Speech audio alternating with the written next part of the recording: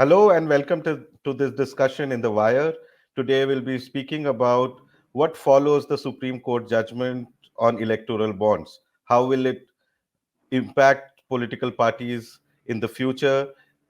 As we know, how the Supreme Court judgment, which struck down the electoral bond scheme, which was touted as a key reform by the Modi government in 2019, and the Supreme Court declared the electoral bond schemes unconstitutional and also spoke against arbitrary corporate donations. So we have with us the founding editor of The Wire, MK Venu, who will discuss on all the aspects of electoral bonds and what follows from here. Welcome to this discussion, Venu.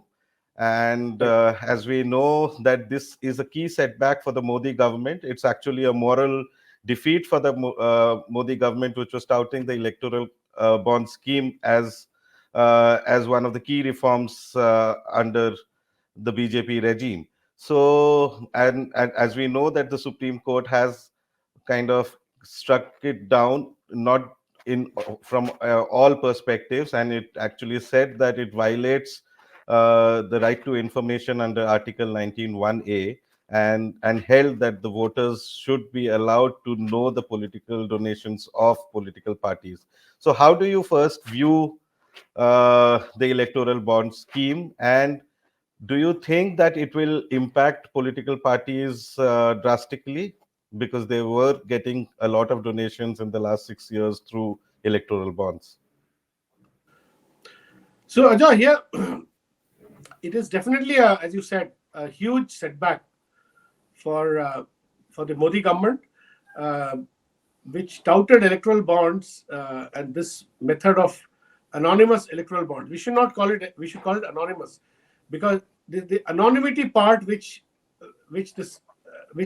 activated the Supreme Court and which made the Supreme Court strike it down on the grounds of violation of Article 19, as you said, freedom of speech and expression, of which right to information is the integral part. So it's a setback. Now the question is, it is very clear, Ajoy. Even the former Chief Election Commissioner S.Y. Qureshi very simply explained that that that that what was the how can something be transparent where you don't know the names of the donors, and it is unlimited money from the world, corporate world. What kind of companies? See, the key election commission in its response at that time to the law commission, to the law ministry, sorry, election commission in its communication to the law ministry had raised uh, this apprehension as to what kind of companies will be buying those bonds. We should know, right? So there are Yes. listed companies. There are companies which are, which are known to the people, and there are companies which are not known to the people, which may not be listed. They may be shell companies. For all you know, a lot of these monies have come from shell companies. So, so to keep something like this secret, and shell companies which may have been promoted by foreign companies. Now, imagine a foreign company uh, sitting in, you can imagine any part of the world, having a subsidiary company in Mauritius or in Singapore, Yes. basically a subsidiary company in India, but registered in say Singapore. There are Indian companies registered in Singapore, Indian companies. If that the money is coming through foreign sources, then we need to know who's funding India's elections, right? So there are a lot of things which will come out now. Now, two things that I expect is, uh, the Supreme Court has said that by early March, I think they've set a date, the SBI should reveal the list of all the donors.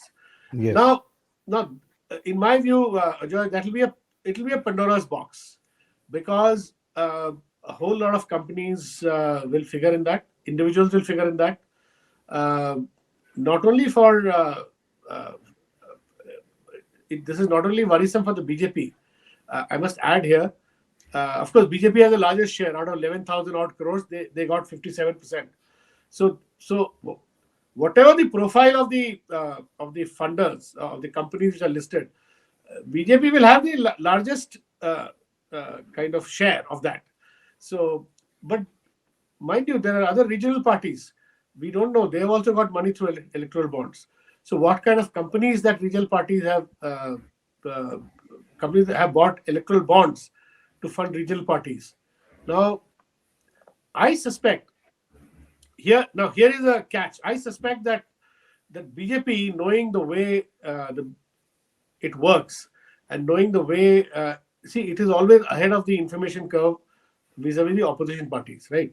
So has BJP probably anticipated this order. Now it got a lot of time because the order was reserved in November, and a lot of time has elapsed. So they would have made Plan B. They would have their Plan B and Plan C. They would be ready with a strategy to deal with uh, the politics around the names that will be disclosed. Right now, of course, the opposition has won a moral victory, but when the actual names are revealed, um, how will that play out on both on BJP side, on the opposition side? How will that play Yes. out is something that I I wonder. It would be a kind of, in my anticipation is that there will be a contest there. There will be a tutu meme at a political level. BJP will find some small companies funding various regional parties. Typically, Ajay, smaller companies, there is a caste system which operates among corporates. Bigger corporates who are listed, they are seen as more legitimate. Now, this is in public perception, right? So a Tata's would be seen as more legitimate, or a Birla's uh, more legitimate if they funded BJP much more than opposition parties. BJP can claim that, well, they they find that BJP is a more viable option to provide whatever political stability. Yes. Mm. And in the case of regional parties, some smaller companies are more vulnerable to uh, to agency investigation, etc. Because typically smaller companies uh, do not have, uh, by their very nature, may not have the same. They're seen as they're seen as running quick and dirty operations. This is the Yeah. general perception I'm saying. It's not Mm. necessary. Like as it is, we see so many smaller companies are being proceeded against by ED, CBI in the context of local elections. Whether you take Telangana, or whether you take Tamil Nadu, or whether you take West Bengal, a lot of smaller companies are being proceeded against. Now, if some of those smaller companies are seen as donating to the regional parties, you could have a slugfest there, a political kind of mudslinging uh, between BJP and the regional parties. So I really, I'm not sure how politically this will translate in terms of Yes. in terms of the election rhetoric. So, Venu, I was just wondering because what the electoral bond scheme did was to kind of legitimize anonymous political funding, and Yeah, out of which BJP got a lion's share, almost 55% of the 16,500 crores odd. yeah, So, and as a result, a lot of corporates who kind of the Supreme Court also noted that the ruling parties are kind of more prone to get such anonymous political funding, and there's a legitimate possibility that there could be a quid pro quo arrangement. So yeah, yeah. once the SBI kind of uh, makes all these donations and the name of the donors public, and the election commissions reveals it, do you think there's some level of anxiety amongst the corporates also There will about be who they funded and all that? So there will be anxiety among corporates. In fact, there'll be more anxiety among smaller. That's the point I was making, Ajay. There'll be yeah. more anxiety among smaller companies. I mean, legitimate companies. I'm not saying that, because Yes. as I said, there's a caste system that operates among big corporates. The bigger you are, the more protected you are. Too big to fail. It works so much more in India than in any other part of the world. If you take the top 10 corporates, listed entities today, Uh, I mean, everybody knows who they are. So Hmm. they are in a much better position to protect themselves, both legally and politically. Now, I'm not sure whether smaller companies are in a position to would be in a position to protect themselves. You know, Yes. in if there is some quid pro quos, charges come. Hmm. So for instance, I'll be very frank. There are quid pro quo charges even before the electoral bonds have been bought. Important. But among big corporates, there are already quid pro quo charges vis-a-vis the ruling party. Whether you take the Ambanis or Adanis or other groups, and I'm sure they would have bought substantial electoral bonds. Now, so so so so that is something which is already there in the public domain. So people would be very very keen to know how much, say, the top 10 business houses, Yeah. Jindals or SRs, Airtel, the big ones, the Tatas, It's how the much they, smaller. how have they distributed their, their kitty Hmm. among various parties. That we will know. Uh, But you so said Pandora's box, Venu.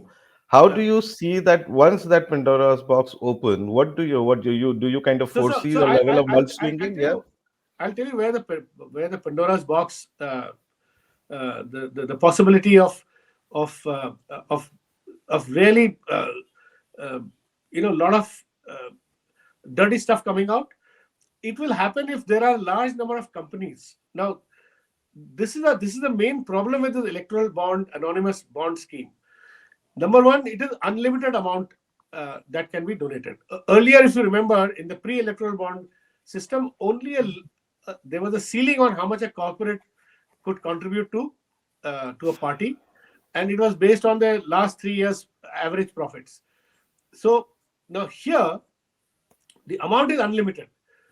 So this is a very valid question, which Justice Chandrachud, while he was hearing I was listening to some of the proceedings in the Supreme Court. He asked one very very pertinent question. Of course, Mr. Kapil Sibal was putting forth certain submissions, and in the context of those submissions, Kapil Sibal basically told Chief Justice that besides citizens having a right to information, right? There are shareholders, Ajay. If you and I are, say, shareholders of Tata Group or, say, Birlas or Ambani Group, we also want to know how much of our money we own that company, in whatever small measure. How much money is the company of which I'm a shareholder giving to the political parties? Because I don't want unlimited money going there. So this electoral bond scheme, what it did was it made that also anonymous. Earlier, when there was a very clear cut ceiling that you can give up to so much, companies used to declare it in their annual report.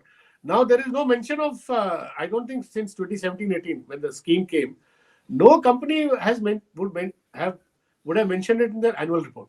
Now when it comes out, you will see that number one, curiosity will be about the big guys, how much have they given to who. Then of course people will start talking about quid pro quo, and then the Pandora's box, or the scam that could sort of blow up, is in regard to companies which do not have profits, small companies, unknown companies, shell companies. In fact, Chandrachud had asked this question: what if a company does not have profits and it is contributing to political parties? Now, typically, a lot of shell companies may not have profits, but they are used merely as platforms, as you know, They are shell for companies, of course. Yeah. for bringing in money, right? Or Hmm. they may have some nominal profits. And we all know how these companies operate in India. It is an open secret, right? How shell companies get registered and they get used. So my apprehension is that shell companies, how many shell companies would figure in those lists? And if it is BJP, of course BJP's got the lion's share.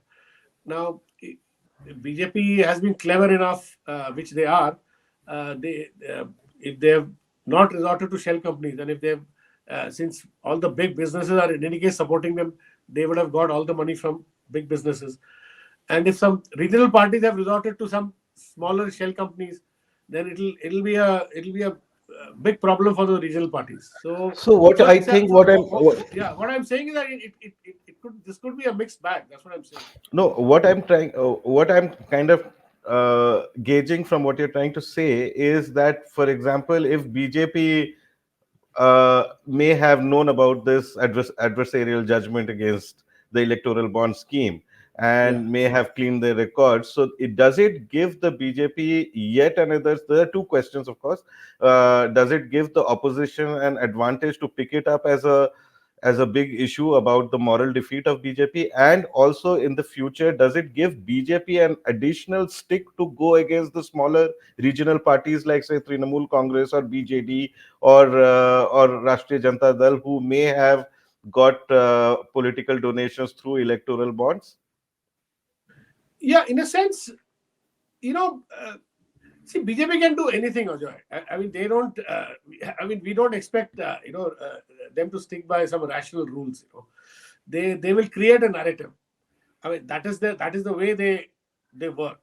So, so they may try to create a narrative that this regional parties, uh, uh, although it has got the lion's share of the electoral bonds out of 11,000 crore odd crore, BJP has got 6,000. So I think the next is Congress 1,000 crore odd, and TMC has Yeah, got 1,000 crore. the difference is BJP got 55% of the 60 more, Yeah, around yeah, yeah. 17,000 Actually, crores, it's and about 57%. Congress is like only Yeah, 9.5% of the whole yeah, electoral bond. So Congress just didn't get a much yeah. They didn't advantage get. from Yeah, these yeah, schemes. yeah. That BJP will try to create a different narrative, saying that how regional parties uh, are are resorting to dirty money, and that they are Yeah, that is the what I was big trying to ask. Yeah. the big corporates who are seen as as legitimate. They may We all know they may not be legitimate at all, because they also do hundreds of I mean operations which are not legit, right? So like over invoicing of imports is not a legit operation, and we all know Yeah. how large imports are over invoiced and money goes out and comes back to fund political parties. This Perception is a wise, these standard. big So companies, yeah. this is a standard practice, and this practice is is practiced much more by bigger companies than the small fellows. But again, regional parties often take money from smaller finance companies, chit funds historically. In fact, I remember Arun Jaitley once told somebody. Now, uh, the man is no more, but I can I on authority I have it that Arun Jaitley, before designing the electoral bonds, he had told a very senior journalist that that that regional parties they take money from smaller chit funds who do not have very clean records. So it'll be easier to choke funding to regional parties by going after smaller outfits. I mean, Mhm. there are some examples in front of you. You have Sahara, you had in UP, you have Sharada and other chit funds in Bengal. So the point is, BJP doesn't need to go to these small outfits.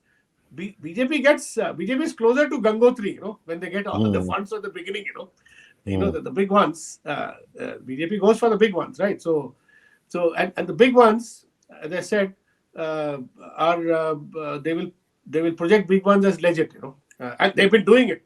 Uh, so I mean, BJP is even today.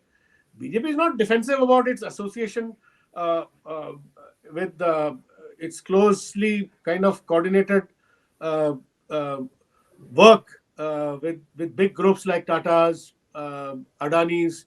They Yes. openly say that Adani's are doing projects which will help their foreign policy, or Tata's are invited to do whatever. Uh, you know they, they they were invited to do the construction of uh, the parliament building and the other infrastructure around it. And similarly, they interact with the big corporates on a very openly. So I mean, So yeah. so, yeah, So they will say we are not hiding anything. wait, how do you see politics playing out once the names of the donors are revealed now? So here is where the important thing to remember is, as I said before, Ajoy, that this won't be a one-way street. That much I'm very sure about. BJP would be prepared with defenses for all the monies that they have received. Obviously, they have received much more than the opposition, and it will raise eyebrows when you see some big corporates putting in, in the same ratio, 60-70% to BJP, but not having given anything to the others. All that So will which raise gives eyebrows. which sorry to interrupt, but which gives the opposition a chance to kind of uh, embolden or kind of strengthen their narrative of BJP being a crony capitalist or like they You're try to right. say. Yeah. So you're right. The opposition will have that handle. But the Hmm. point is, will the opposition be able to communicate to the larger public that this crony capitalism is now so entrenched that it is impacting our democracy, our election processes? Because so far there is also a view, Ajoy, that at least among the educated, the younger middle class, uh, they also see, somehow. I speak to a lot of people. They see some of the big companies in India as doing good work for in terms of development and providing employment. Hmm. So how do you build the narrative?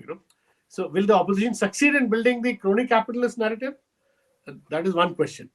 Then the handle that BJP will use as a ruling party would be smaller companies funding, some regional parties. They'll go after those companies and they'll discredit those smaller companies, and they'll try to discredit the regional The party. political So opponents. it'll be a battle. All that Hmm. I'm saying is that there will be a slugfest. It won't be a simple case of BJP getting exposed and the opposition having a very easy way in building a massive campaign of crony capitalism against the BJP. So it'll be a little more complex than that. That's all I'm saying. Yeah. So, but this political slugfest that we are all kind of foreseeing, how does it impact business and how does it impact people, both big and small companies who would like to donate to their respective parties or the parties which they want to support? See, Well, the bigger companies will be very apprehensive. You're right. They don't want to be seen as, if this as were a parties, yeah, if this were a pre-electoral bond scheme funding, they would have been far more careful in apportioning their funds. yeah. So they would be, but in the current situation, if the broader narrative is, uh, I mean, they will take heart probably from the broader narrative that this government has a better chance of coming to power. So Mhm. to that extent, they may feel a little more comfortable. But the fact is that the big business uh, is definitely funding uh, BJP far more than they are funding the other parties, and it is very clear. Some of these businesses, 15 years ago, probably Congress party was getting a bigger share from these businesses, right? So these things are very very clear. Now, the other question is what will happen to election funding. So do we go back to the pre-electoral bonds period where, again, Ajoy, the say, the other method, pre-electoral bonds, corporate donation method, is still in practice. So there is a limit, and they will have to declare in their annual report which all parties. In fact, Ajoy, I remember The in the electoral late trusts. yeah in the late 80s, I used to visit sometimes the BJP office, and its treasurer was Piyush Goyal's father, Ved Prakash Goyal, and he used to openly tell us that these are the companies which have donated to us, and he used to proudly tell us, that those days all the the erstwhile companies, mostly run by Marwadis, and they used to give money to BJP. So similarly, other parties had also would be open about it. Uh, in this case, I think the left has taken a clear stand, not taken opposed electoral bonds, but to what extent other regional parties, which are important part of India Alliance or even outside, say Naveen Patnaik, BJD, and others, how much and who has given them, which kind of companies have given them electoral bonds, could come under scrutiny. So it's a mixed bag. And the other thing I want to say, Ajoy, is that I was just roughly calculating since the electoral bonds have come, 2017, 18, and now, we've had a full cycle of, we have had one Lok Sabha elections, 2019, and we had a full cycle of assembly elections, right? In 7 years, every state has gone. Yeah, through at the least, 6 years, right. 6+ years, yes. Yeah. So even if you take a modest estimate of per assembly election, at least two major candidates spending 2 crores each. These days, elections, at least one candidate definitely spends about 2 crores in assembly. And if you take, say, 4 crores as a modest estimate and some contribution by parties, etc., and if you add that to the Lok Sabha total expenses, which has been variously been estimated at 30 to 35,000 crore, right? So you have a 30,000 crore Lok Sabha plus this would total to another, if you take 2 crores each, 4 crores per constituency, let's say 5 crores per constituency total assembly. This would also go up to about 20. So you have about 50,000 crores spent in 7 years, and you compare that with the actual amount received through electoral bonds, it will be 11,000 crore. No, That it's means, around 16,500 crores, I think. okay, Is it? total is 11,000 crore as per the data that I saw yesterday. So, yeah. Yeah, 11,000 crore is the total amount received via electoral bonds. You see what I'm It's a saying? fraction. It's a fraction of all the political Yeah, it's a donations. fraction of the. So what will happen is that some more money will go towards cash until we come up with a more really transparent scheme. I still feel that electoral bond scheme can be transparent.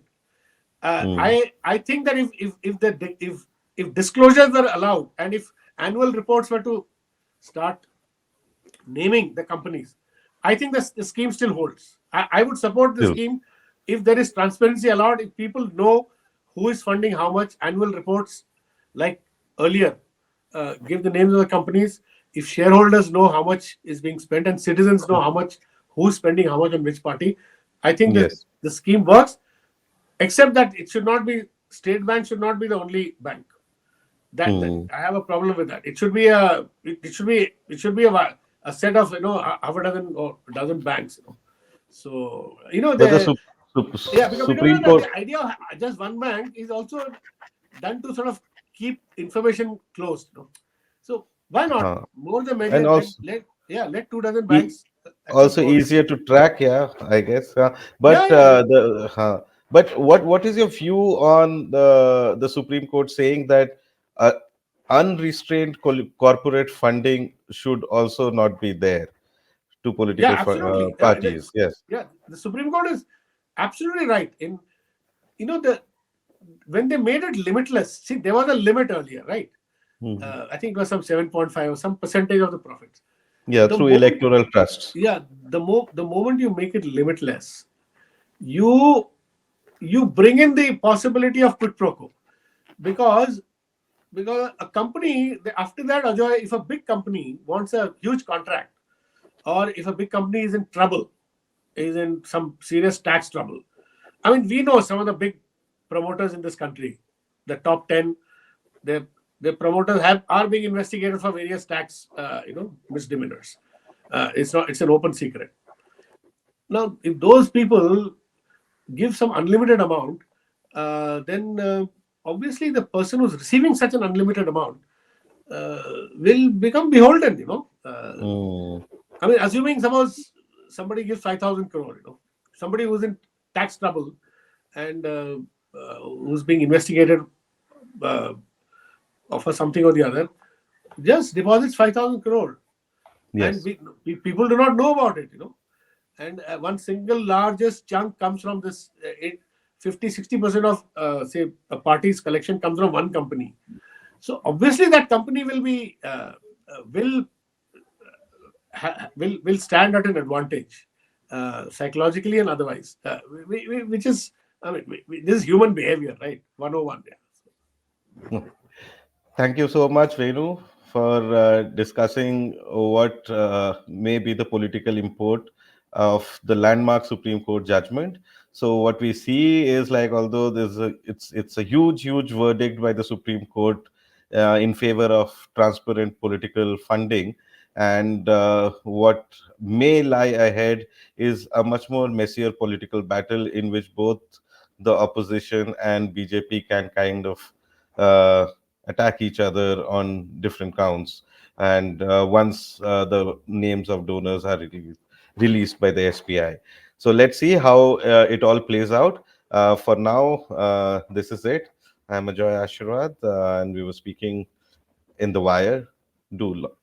Keep logging in. Thank you. The wire के और videos देखने के लिए subscribe करें और bell icon पर click करें। स्वतंत्र पत्रकारिता की आर्थिक मदद करने के लिए डिस्क्रिप्शन में दिए गए लिंक पर जाएं और अपनी राशि चुनें।